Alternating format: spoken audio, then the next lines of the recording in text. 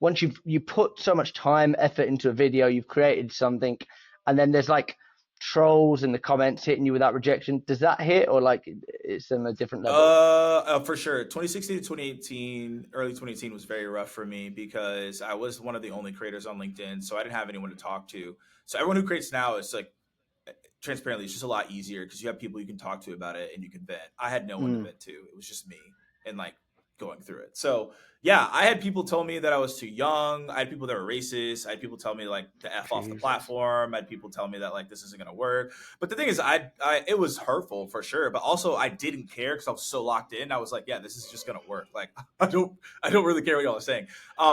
But in that moment, yeah, it was hard. Like there were times I 100% wanted to like quit or stop because it's like when you don't have like the support, it's a lot more difficult. But I also knew that it was the right path, and it has proven to be so.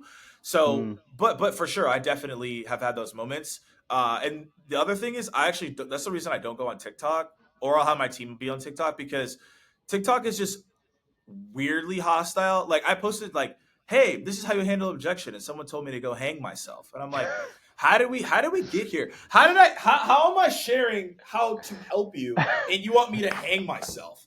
Like there's way worse content out here that is telling you way worse things, but I'm getting hang yourself because I'm telling you how to handle an objection. I'm like, okay, this is just stupid. So that's why I don't post on TikTok.